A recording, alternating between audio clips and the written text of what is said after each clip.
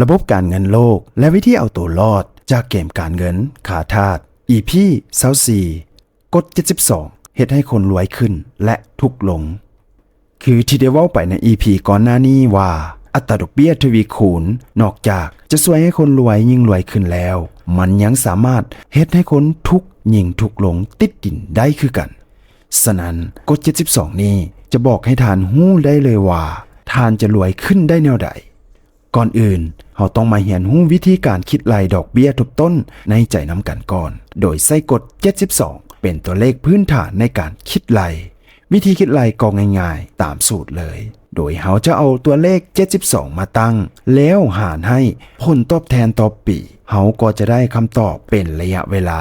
ที่เราจะได้ผลตอบแทนเงินต้น2เท่านั่นเองแน่นอนว่าคนส่วนใหญ่เมื่อได้ฟังสูตรเลขแล้วก็ฟ้าปิดคลิปนี้แต่บ่ต้องย่านเพราะมันบ่ได้ยุ่งยากหรือเป็นตาเบื่อขนาดนั้นเฮามาเบิ่งตัวอย่างง่ายๆนำกันเลยตัวอย่างอัตราดอกเบี้ยเงินฝากจากธนาคารธุรกิจในสปป.ลาวปัจจุบันเฉลี่ยอยู่ที่ 9% ต่อปีให้ทานเอาตัวเลข72มาตั้งแล้วหารให้ 9%ท่านก็จะได้ระยะเวลาผลตอบแทนเงินต้นของท่านเพิ่มขึ้นเป็น2เท่าอยู่ที่8ปีนั่นเองหมายความว่าถ้าท่านเอาเงินจำนวน100ล้านกีบมาฝากด้วยระบบอัตราดอกเบี้ยทวีคูณภายในกำหนดเวลา8ปีท่านจะมีเงินเพิ่มขึ้นมาเป็น200ล้านกีบนี่เป็นเพียงการเปรียบเทียบอัตราดอกเบี้ยธนาคารเท่านั้นแต่ถ้าท่านลงทุนในทรัพย์สินอื่นเช่นหุ้นกองทุนหรือทรัพย์สินอื่นๆที่ให้ผลตอบแทนสูงกว่านี้ท่านก็จะได้ต้นทุนเพิ่มขึ้นเป็น2เท่าในเวลาที่สั้นกว่านี้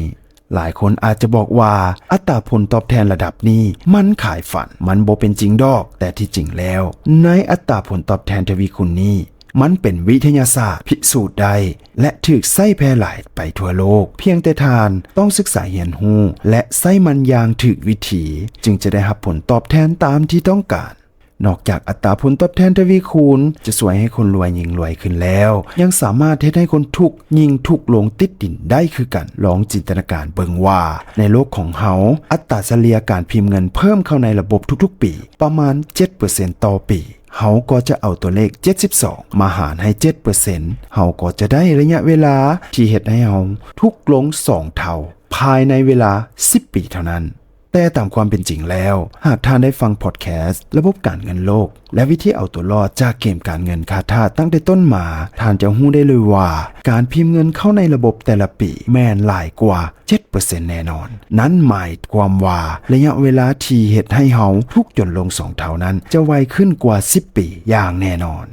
เพื่อให้ละเอียดตื้มใน EP ต่อไปเราจะมาเรียนรู้วิธีคิดรายอัตราดอกเบี้ยทุกต้นแบบง่ายๆนำกันตื้มเพื่อจะได้นำไปคำนวณและวางแผนการเงินในชีวิตจริงได้ดีตื้มแต่ก่อนจะไปฝากทานกดไลค์กดแชร์กดหัวใจเพื่อเป็นกำลังใจให้ทางช่องดร. Financial Editor หรือท่านสนใจเรื่องใดตื้มสามารถคอมเมนต์ไว้ใต้กล้องวิดีโอนี้ได้เลยแล้วทางแอดมินจะเข้ามาตอบทาน